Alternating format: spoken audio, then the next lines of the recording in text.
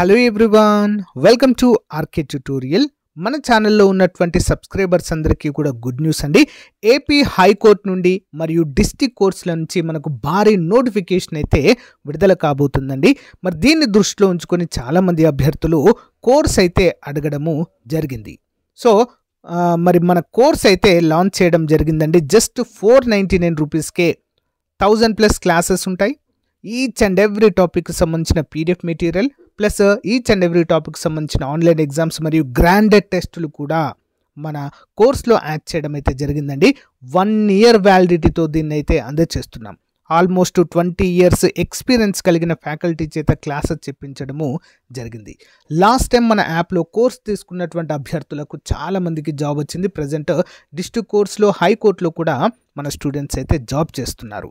So మీకు last time కనుక job miss అయితే ప్లస్ ఈ ఇయర్ కొత్తగా డిగ్రీ కంప్లీట్ అయినటువంటి అభ్యర్థులందరూ కూడా మరి జాబ్ సాధించాలనే ఉద్దేశంతో ఉన్నట్లయితే మన కోర్స్ మీకు 100% యూజ్ అవుతుంది. వెంటనే కోర్స్ తీసుకోండి. మరి ఏ విధంగా తీసుకోవాలంటే యాప్ లింక్ వీడియో డిస్క్రిప్షన్లో ఉంటుంది. డౌన్లోడ్ చేయండి. డౌన్లోడ్ చేసి మీ మొబైల్ నెంబర్తో రిజిస్టర్ అయ్యి స్టోర్ ఆప్షన్లో కోర్స్ ఉంటుంది. మీకు ఎలాంటి డౌట్ ఉన్నా కూడా యాప్లో చాట్ ఆప్షన్ ఉంటుంది. డైరెక్ట్గా నాతో కాంటాక్ట్ అవ్వచ్చు మీరు. ఇంకెందుకు ఆలస్యం, మరి ఈ రోజే కోర్స్ తీసుకొని మీ ప్రిపరేషన్ స్టార్ట్ చేయండి. All the best. Hello everyone, welcome to RK tutorial. Friends, ఇటీవల తెలంగాణ రాష్ట్రంలో డిస్ట్రిక్ట్ కోర్ట్ హైకోర్టు ఉద్యోగాలకు సంబంధించినటువంటి పరీక్షలను దాదాపు 10 నుంచి 15 షిఫ్టులలో నిర్వహించడం జరిగింది. మరి ఆ ఎగ్జామ్స్లో అడిగినటువంటి ప్రశ్నలు ఏంటి, ఏ విధంగా వచ్చాయి, అంతేకాకుండా మన ఆంధ్రప్రదేశ్ రాష్ట్రానికి కూడా చాలా ముఖ్యమైనవండి. చాలా రిపీటెడ్గా క్వశ్చన్ వస్తున్నాయి. కాబట్టి వీటిపైన అవగాహన పెంచుకుంటే మనము ఎంతో కొంతవరకు మార్కులనైతే గెయిన్ చేయవచ్చు. ఓకేనా? విత్ ఎక్స్ప్లెనేషన్తో సహా ఉంటుంది. అందరూ కూడా గమనించాలి. ఓకే, లేట్ చేయకుండా కంటెంట్లోకి వెళ్దాం. తెలంగాణ హైకోర్టు డిస్ట్రిక్ట్ కోర్టుకి మన కోర్స్ తీసుకున్న అభ్యర్థులకి అక్కడ 100 మార్కులకండి, 100 మార్కులకైతే ఉంటుంది ఎగ్జాము. దాదాపు 80కి పైగా మార్కులు సాధించారండి మన కోర్స్ ద్వారా. చాలా అంటే చాలా మంచి ఫీడ్బ్యాక్ అయితే ఉంది. మన ఏపీలో కూడా అదే జరగాలి. కోర్స్ తీసుకున్న ప్రతి ఒక్కరూ కఠోర శ్రమ చేయాలండి. ఇంకా మిగిలింది మనకు ఒక 2 months మాత్రమే. 2 monthsలో ఎగ్జామ్స్ అయితే కండక్ట్ చేస్తారు. కాబట్టి కొంచెం హార్డ్ వర్క్ చేయండి. సో ఇది మంచి ఛాన్స్ అండి. ప్రజెంట్ ఏపీలో ఎలాంటి నోటిఫికేషన్ లేని టైంలో వచ్చింది నోటిఫికేషన్. హాట్ కేక్ లాగా మారిపోయింది. ఖచ్చితంగా ఉద్యోగం సాధించాలి ప్రతి ఒక్కరు. ఓకేనా? వెంటనే కోర్స్ తీసుకోండి, మన యాప్లో అందుబాటులో ఉంది. Okay, question number 1. నిన్నటి క్లాస్కి కంటిన్యూస్ అండి. క్లాసెస్ తప్పకుండా ఫాలో అవ్వండి ప్రతి ఒక్కరు. ఓకే, ఫీడ్బ్యాక్ కూడా తెలియచేయండి. Okay, who is the chairman of నీతి ఆయోగ్? నీతి ఆయోగ్ చైర్మన్గా ఎవరు ఉంటారండి? ఎవరైనా ప్రధానమంత్రిగా ఉన్న వ్యక్తియే నీతి ఆయోగ్కి పదవీ రీత్యా చైర్మన్గా ఉంటారు. మనకి ముందు ప్రణాళికా సంఘం ఉండేదండి. ఓకేనా? ప్రణాళికా సంఘం స్థానంలో నీతి ఆయోగ్ని తీసుకురావడం జరిగింది. మరి మీ అందరికీ క్వశ్చన్, ప్రణాళికా సంఘాన్ని నీతి ఆయోగ్గా ఏ సంవత్సరంలో చేంజ్ చేయడం జరిగింది? కామెంట్ చేయండి ఫ్రెండ్స్. లేదా మీకు తెలియకపోతే నీతి ఆయోగ్ అని కామెంట్ పెట్టండి, నేను ఆన్సర్ చెప్తా. Okay, chief guest of 76th Republic Day 2025లో 76వ గణతంత్ర దినోత్సవానికి ముఖ్య అతిథిగా ఎవరు వచ్చారు? ఇంపార్టెంట్ క్వశ్చన్ అండి. ఓకేనా? గణతంత్ర దినోత్సవానికి అంటే రిపబ్లిక్ డేకి ఆన్సర్ సో ప్రభావో సుబియాంటో అండి, option C. Okay, Prabowo Subianto. మరి ఏ దేశానికి చెందిన అధ్యక్షుడండి? ఇండోనేషియా. ఓకేనా? 76వ గణతంత్ర దినోత్సవ వేడుకలకు ముఖ్య అతిథి ఎవరండి? సో ప్రభావో సుబియాంటో, ఇండోనేషియా అధ్యక్షుడు. మోస్ట్ ఎక్స్పెక్టెడ్ క్వశ్చన్ అండి ఇది.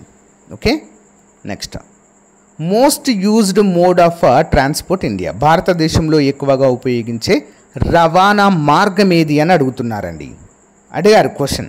రవాణా మార్గం ఏది ఎక్కువగా ఉపయోగిస్తారు? రోడ్ లైన్లే ఎక్కువగా ఉపయోగిస్తారు మన దేశంలో, హైవేస్. ఓకేనా? యా, ఎందుకంటే రహదారులు తక్కువ ఖర్చుతో కూడుకున్నవండి. ఓకేనా? How many chromosomes are present in humans?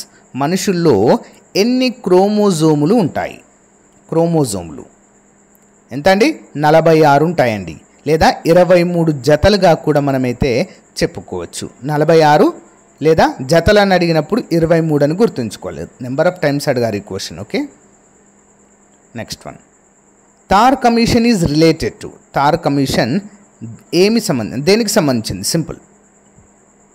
Option A reorganisation of states, అంటే రాష్ట్రాల పునర్వ్యవస్థీకరణ కోసము ధార్ కమిషన్ని 1948లో ఏర్పాటు చేయడం జరిగింది. భాషా ప్రాతిపాదికన రాష్ట్రాలను ఏర్పాటు చేయాలనేటువంటి ఉద్దేశంతో. ఓకేనా. మరి భారతదేశంలో భాషా ప్రయుక్త రాష్ట్రంగా ఏర్పాటైన మొట్టమొదటి రాష్ట్రం ఏంటండి? ఆంధ్రప్రదేశ్ అండి. ఓకేనా. మొట్టమొదటి భాషా ప్రయుక్త రాష్ట్రము Andhra Pradesh. Next one, who is known as the wizard of hockey? ఓకేనా. హాకీ మాంత్రికుడిగా పేరు పొందిన వ్యక్తి ఎవరు? హాకీ ఆన్సర్ ఆప్షన్ సి అండి, major Dhyan Chand. Okay, major Dhyan Chand ఇతన్ని హాకీ మాంత్రికుడు అనే పేరుతో పిలుస్తారు. విజర్డ్ అంటే ఏంటి? మాంత్రికుడు అని అర్థము. ఓకేనా, magician. Important question. Kargil Vijay Diwas is observed one, అంటే కార్గిల్ విజయ దినోత్సవాన్ని ఎప్పుడు జరుపుకుంటాము? కార్గిల్ విజయ దినోత్సవాన్ని. ఆన్సర్ ఆప్షన్ బి అండి, 26th జూలై. ఎప్పుడండి? 26th July. Important. Kargil Vijay Diwas is observed on 26th July to commemorate India's victory over Pakistan, అంటే పాకిస్తాన్పై జరిపినటువంటి విజయానికి గుర్తుగా జూలై 26, 1999లో కార్గిల్ వార్ అయితే జరిగిందండి. దానిపైన పాకిస్తాన్ పైన భారత్ ఘన విజయం అయితే సాధించడానికి గుర్తుగా కార్గిల్ విజయ్ దివాస్ని మన దేశంలో జరుపుకుంటాం. Next, which insect spreads communicable diseases rapidly, అంటే చాలా వేగంగా సంక్రమణ వ్యాధులను వ్యాపింపచేసే పురుగు ఏది? ఓకే, ఏంటంటే హౌస్ ఫ్లై, ఈగలండి. ఈగలు చాలా వేగంగా ఒకదానిపైన వాలి ఇంకొక దానిపైన వాలడం, తినే ఆహార పదార్థాలపైన వాలడం ద్వారా వ్యాధులు అనేవి చాలా వేగంగా వ్యాపిస్తాయి. Okay, next one. సో దీనివల్ల ఏమవుతుందండి? టైఫాయిడ్, కలరా, డిజెంటరీ వంటి వ్యాధులైతే వ్యాపిస్తాయి ఈగల ద్వారా. Most used transport mode in India, already అడిగారు కదా. Yeah, roadways. Who discover the smallpox vaccine? Smallpox వ్యాక్సిన్ను కనుగొన్న వ్యక్తి ఎవరు? స్మాల్ పాక్స్ ఎడ్వర్డ్ జెన్నర్ అండి. Edward Jenner. ఎప్పుడు కనుగొన్నారు? 1796లో స్మాల్ పాక్స్ వ్యాక్సిన్ను విజయవంతంగా అభివృద్ధి చేశారు. ఆయనను వ్యాక్సిన్ల పితామహుడు అని కూడా అంటారండి.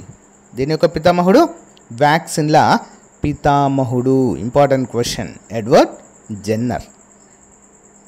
Next, the first 5-year plan focused on which sector? మొదటి 5 ఏళ్ల పంచవర్ష ప్రణాళిక ప్రధానంగా ఏ రంగంపై దృష్టి సారించింది? ఏంటంటే అగ్రికల్చర్ అండి. వ్యవసాయ రంగంపైనే ఎక్కువగా దృష్టి సారించింది మొట్టమొదటి పంచవర్ష ప్రణాళిక. రెండవ పంచవర్ష ప్రణాళిక ఇండస్ట్రియలైజేషన్. ఓకేనా, పారిశ్రామికాభివృద్ధి పైన ఫోకస్ చేసింది. మొట్టమొదటి ప్రణాళిక ఎప్పుడండి? 1951 నుంచి 56 మధ్య అమలు చేసిన తొలి 5 ఏళ్ల ప్రణాళిక వ్యవసాయ అభివృద్ధిపై ప్రధానంగా దృష్టి సారించింది. Important. Okay, where was the first coal mine in India started?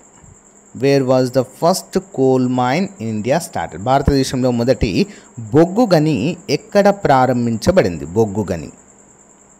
Answer Raniganj. ఎక్కడండి? రాణిగంజ్. ఎక్కడుంది ఇది రాణిగంజ్? 1774లో రాణిగంజ్ భారతదేశపు మొట్టమొదటి బొగ్గు గని ప్రారంభించడం అయితే జరిగింది. Who design the image of Bharat Mata? Bharat Mata చిత్రాన్ని రూపొందించిన వ్యక్తి ఎవరు అని క్వశ్చన్ అడిగారండి తెలంగాణ హైకోర్టు ఎగ్జామ్లో. సో అరవింద్నాథ్ ఠాగూర్. ఎవరండి? అభినంద్రనాథ్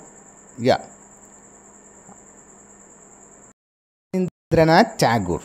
ఓకే, భారతమాత చిత్రాన్ని రూపొందించిన వ్యక్తిగా మనమైతే గుర్తుంచుకోవాలి, Abhinandranath Tagore. Next, what was the first battle in Bengal? బెంగాల్లో జరిగిన తొలి యుద్ధం ఏది? ఏంటండి?